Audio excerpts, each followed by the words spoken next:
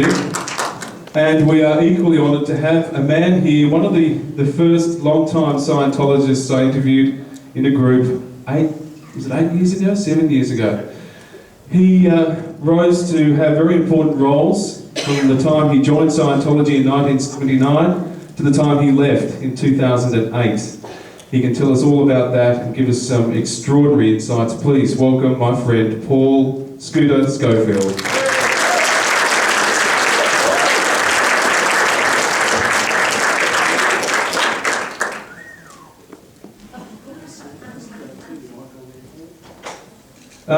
I might just ask both a couple of questions to get you started. I think we have someone here with a microphone at the back. Just put your hand up if you want to ask a question. But I'll kick it off. First of all, Senator Xenophon, I guess people want to know, why are you here? How did you get involved in Scientology-related matters?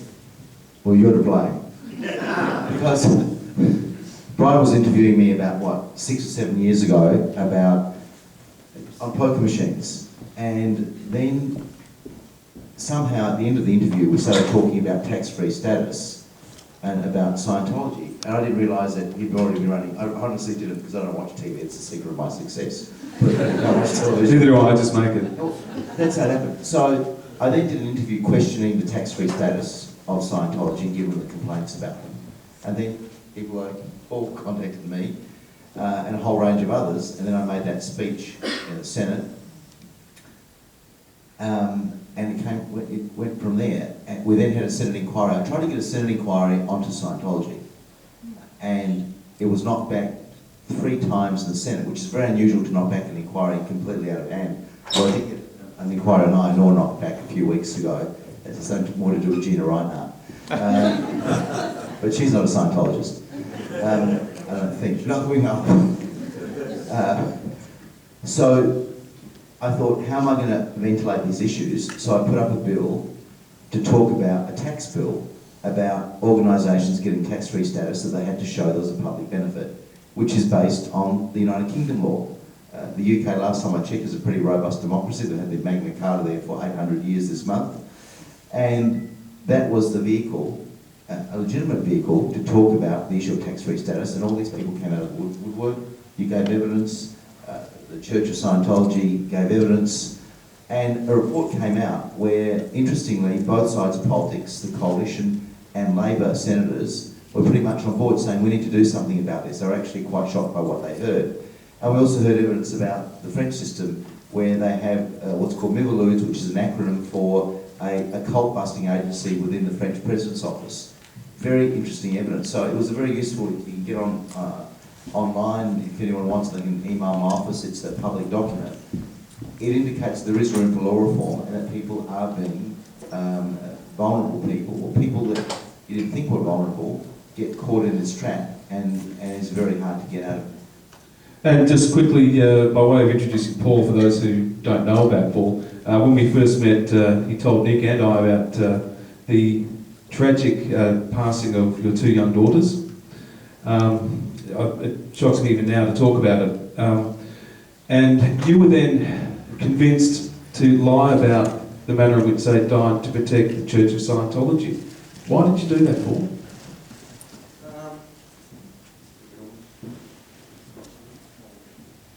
How's that? Nice and close to the lips. You're not used to it. That's my wife.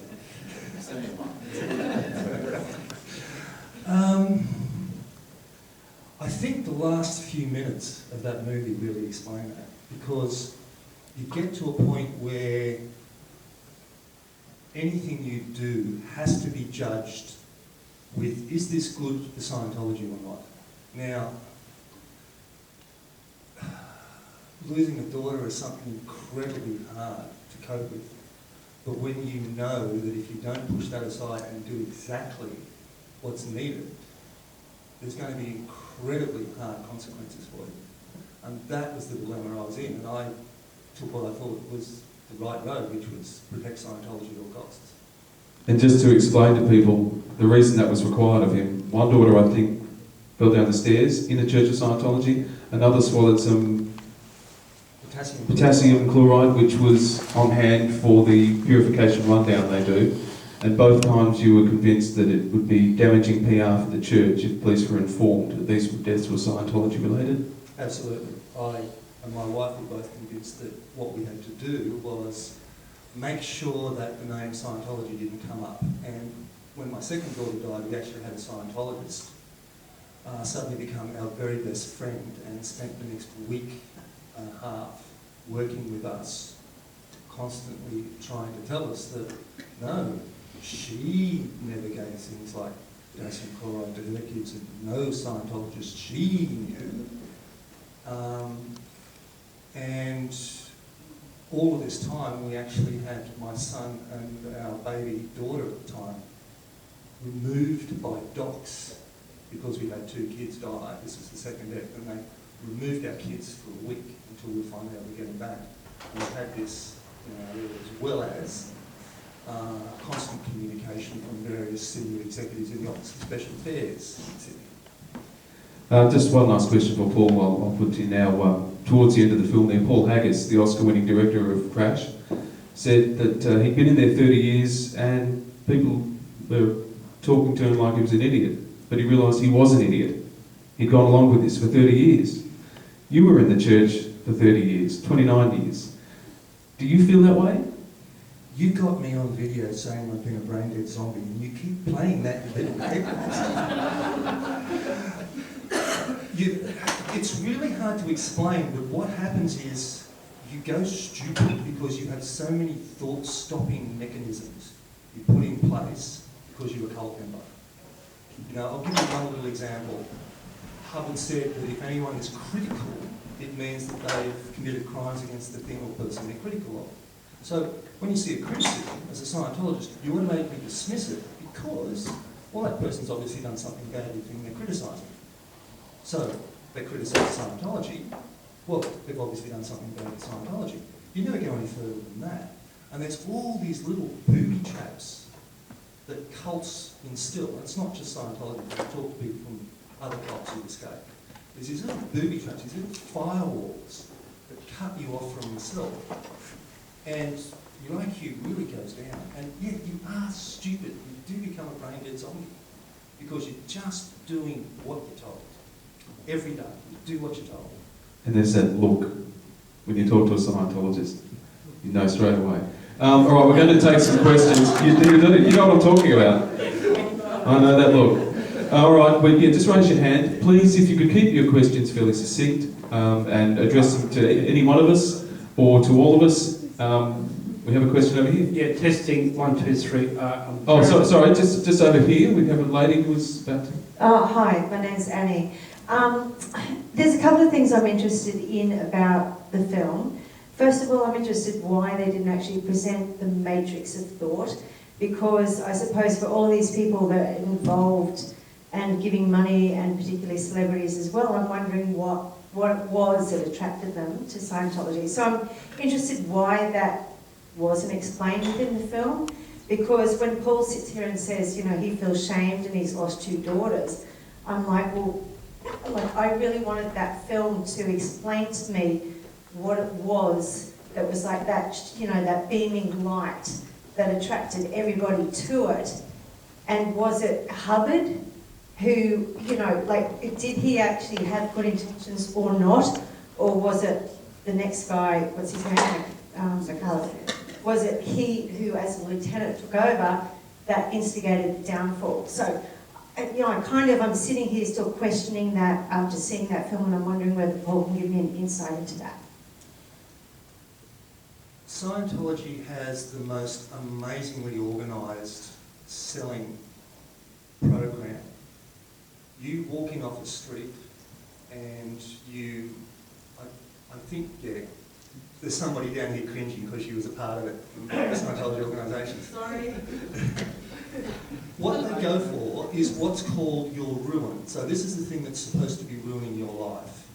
And Hubbard wrote extensively about you find someone's ruin and you rub their nose in it until they're really aware that their life is an absolute pile of pig shit, to be blunt, right? You really rub it in. And then you keep saying, There is help, there is hope. Scientology can help you with that.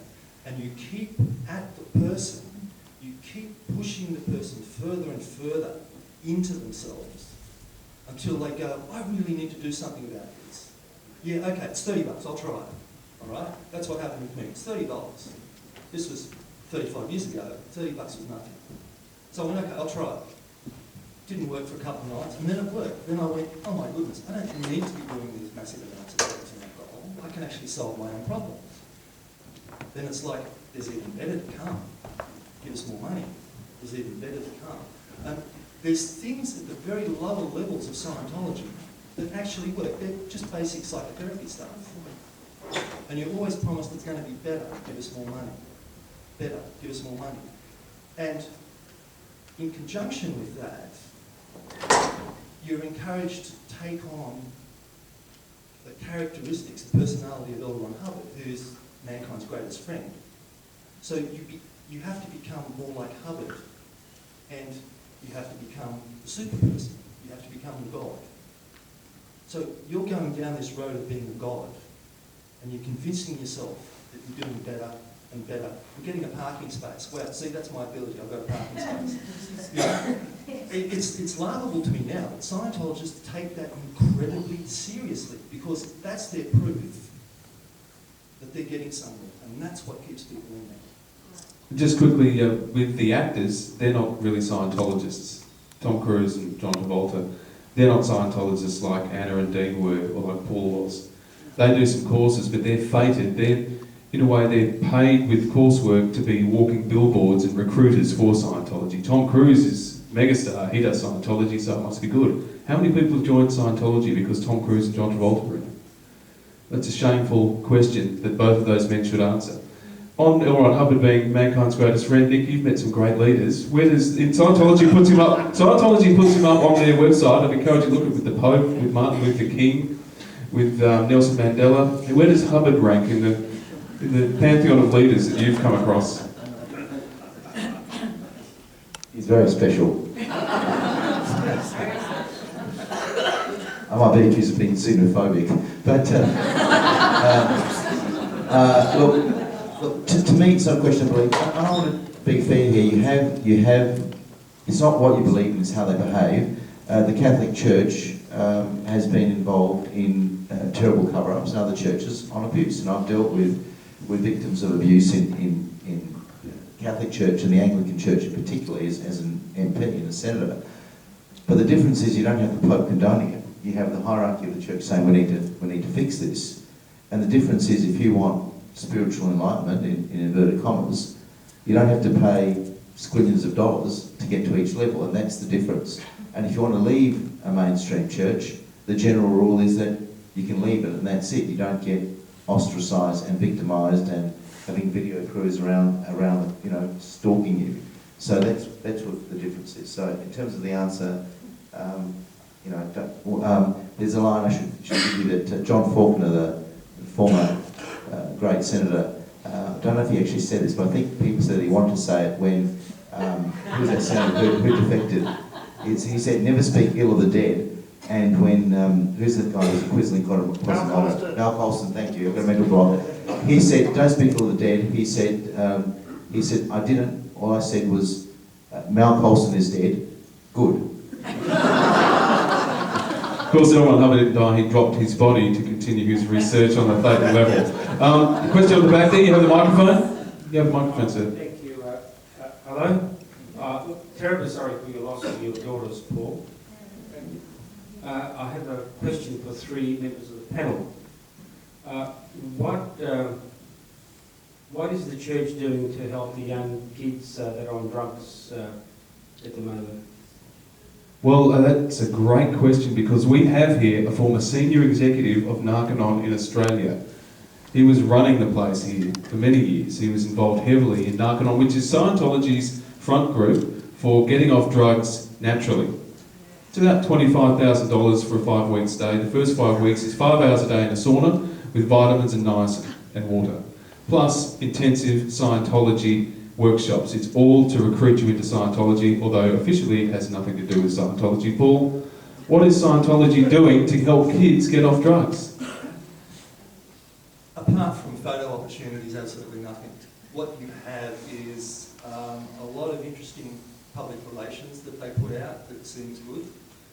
Basically, they push the Hubbard spiel that all drugs are poisons and the effect from the drug is only from the amount you take. So Hubbard says you take a little bit, it's a stimulant, you take a lot, it's a sedative, you take a huge amount, it kills you. All drugs act the same. Scientologists believe that's what drugs are. There's no difference, there's no such thing as brain chemical imbalance, nothing. The Narconon program that they use is a total of 8 introductory Scientology courses, and you get the identical courses in any Church of Scientology, except you pay between 1/3 and 1/4 of the price you do at a Narconon. The program in Melbourne, the last time I heard anything about it, which was about 6 months ago, was still charging $30,000 for the program, which is 4 to 6 months of intensive indoctrination into Scientology, no personal, actual tailored program for the person. And on top of that, you're paying room and board. Now, 10% of all the money that they get in immediately goes to, quote, management expenses. And that goes upwards, up the food chain.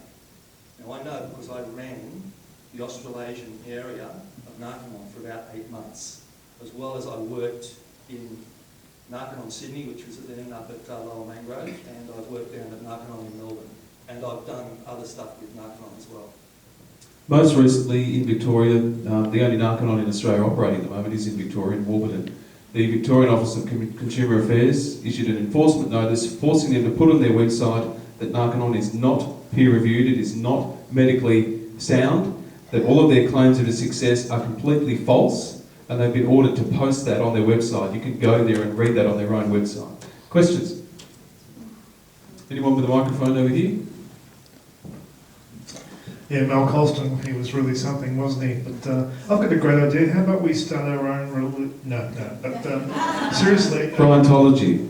Yeah. Not too far from here, in fact, walking distance, there's an Athena school, which is a Scientology. I was wondering if you could comment about the Athena school and their education. But I was just wondering, in the countries where they're buying up all that real estate and having all that investment, such as Germany, how are other jurisdictions or countries able to, not capitulate like the IRS? What's happened in Germany or in France or elsewhere around the world to be a bulwark against Scientology? Just firstly on the Athena School, again, we're lucky because Paul was a board member on the Athena School. Not the Athena School, it's equivalent in Melbourne, the Yarra Linda School. The Yarra Linda School, sorry. Same thing. My wife actually worked at the Athena School for a while, and I was helping out there with various things. I actually helped conduct an investigation into something at the Athena School. What it is Hubbard promoted himself in the mid-1960s as having all the answers to education. And the main thing was, if you look up every word you don't understand, you will be able to totally understand whatever you're reading. So if you didn't understand L. Ron Hubbard, you needed to look up the words you didn't understand. And you keep looking up the words until you understand L. Ron Hubbard. And that worked for a lot of people. It didn't work for some. But that is the basis of it. The other things that they put in there are things like the way to happiness, which is Hubbard's moral code, which he says everyone should have. And similar with every other Scientology front group, they use all of Hubbard's organisational stuff, which is the most incredibly ineffective bureaucracy you've ever had to deal with. And even more sinisterly, they use the Hubbard ethics system, which results in things like the Rehabilitation Project Force, the RPF, which you've heard of. It doesn't get quite that bad with kids, but kids get severe discipline. If you ever read Jenna Miscavige's Hill's book, which she detailed her life as a kid growing up in a Scientology school, she's talking about in the middle of winter, digging out stones and placing them, freezing hands. She's a 6 or 7 year old. This is the sort of stuff that, well, Scientology treats everybody as an adult in a small body if they're a kid. So you look at it from those points of view, that's what you get with the Athena School just round the back. There's no New South Wales curriculum or NAPLAN or... They pay I'm lip, talking about ethics. yeah, they pay lip service to that, and they do little bits of it, but the whole purpose of it, to my way of thinking, was to go to Scientology kids in the one place where they could then ship them into Scientology organisation. Bryan did a story several years back about the Melbourne organisation having kids in there, and I remember being in there one day and having to move because there's these kids as young as 8 coming in to work there, and these were their desks that I was sitting at. Right, this is in the middle of the day, and they're coming into work for the rest of the day. They've apparently had 2 hours school. Yeah, we didn't identify the children, and it was shocking. They were working full time. Hubbard did treat adults, the children, as adults. He was signing up, and Scientology still signs up 5-year-olds to $1 billion-year contracts. I interviewed one young man who lived in the rehabilitation project force out of Dundas here in Sydney. He spent 2 years living in a 2-metre space under a staircase. He didn't see his parents. He saw his parents 15 minutes every fortnight. He lived on rice and beans. He worked 100 hours a week for $30 a week. That's just recently here in Sydney. So I think there's a genuine role for the education part for both at state and federal levels if there's taxpayers' money involved, and there would be if it's a private school, to actually have an investigation, to use that word, to have an audit, not an email audit, but real auditors going in there. I've been dealing with complaints about a particular school in Adelaide on behalf of disgruntled parents, nothing to do with Scientology, but just interestingly today I met with senior advisors from the Minister's office. They can look at the whole range of issues, and there's a fit and proper person test in the federal legislation that might be quite useful. So there are some good tools to use to make sure that those kids get a decent education. just the second part of your question on the IRS, I think France and Germany don't give them a tax exemption, but neither does the UK. Here, this man next to me has fought long and hard on this point. Where are we at currently in Australia? Well, the problem is that the High Court's decision back in 1987, which was to do with the Victorian Commissioner of Payroll Tax, of all things, found that the Church of Science, 83. Sorry, because Lionel Murphy was still around, was on the High Court bench. Effectively, they said it's all about, doesn't matter what you believe in, as long as you believe in a superior being and have a system of belief, you can comply with the tax-free status. So it's, I think that there are ways you can look around that, and I have written to the ANCNC, the Australian Not-for-Profit Charities Commission, to say that insofar there are entities that are not a religious entity as such, you need to look at this film. And when it was first released, I urged them to look at this film, and I followed up with the Commission to see whether they can investigate it further. So at the moment, because of the constitutional quirk we have in this country, they'll keep its tax-free status. Here's what the High Court, 2 of the justices said in that decision. This is remarkable. They basically said you have to, well, I thought this might come up. They basically said that we're not saying Scientology is a religion, we're saying no one can say it isn't. One in, all in. If you accept Christianity, you accept Scientology. Here's how one judge phrased it. Charlatanism is a necessary price of religious freedom, and if a self-proclaimed teacher persuades others to believe in a religion which he propounds, lack of sincerity or integrity on his part is not incompatible with the religious character of the beliefs, practices and observances accepted by his followers. That's quite a remarkable endorsement of religion in Australia, isn't What do it? you think of a new church, the Church of the Latter-day Procrastinators? Right. Does that work for you? How about another question? Over this side, we haven't had one from this side yet. Go ahead. This one was actually on that particular point about the 1983 High Court case when Scientology was confirmed by the High Court to be a religion, and they created the 5 indicia, which is what you were talking about, which is the 5 points that... Lord, you didn't. No, I was just doing this the other week and I was like, this is amazing.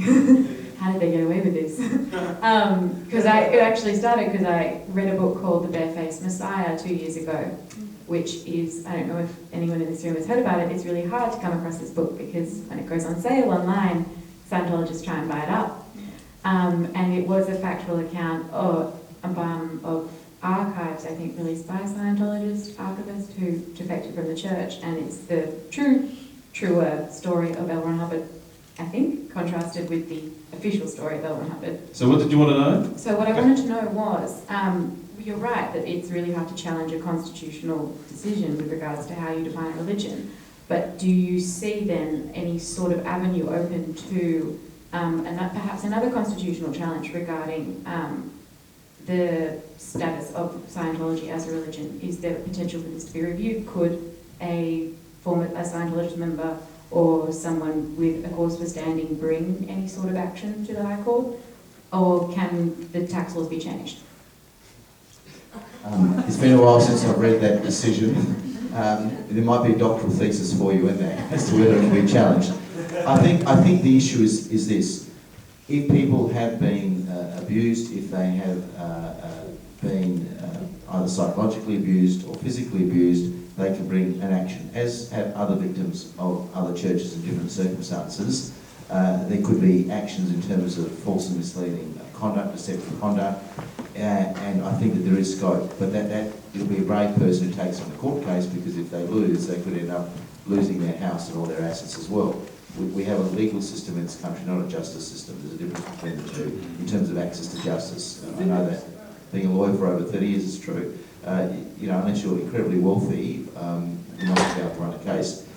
So I wouldn't mind you just sending an email to my office, and I need to reread that decision and get some advice from a couple of senior counsel to see whether they think if there's anything in it. Yeah, go ahead, Paul.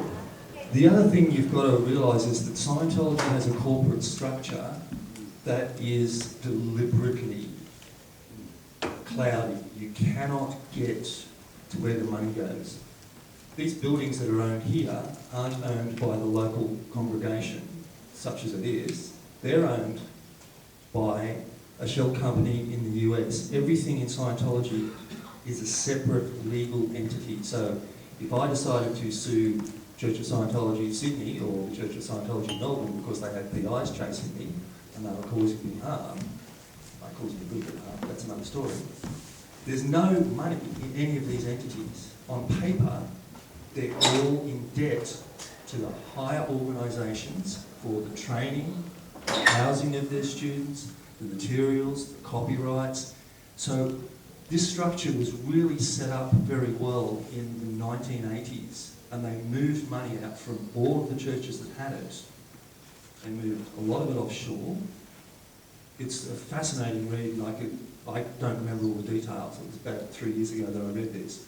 But it makes it that if you want to sue Scientology, you have to include David Miscavige, the Church of Scientology International, whatever entity you're after, because all the other entities have no money and they have very little assets. You get a couple of crappy PCs and some telephones. You sued Sydney. That's all the actual assets that they own on paper.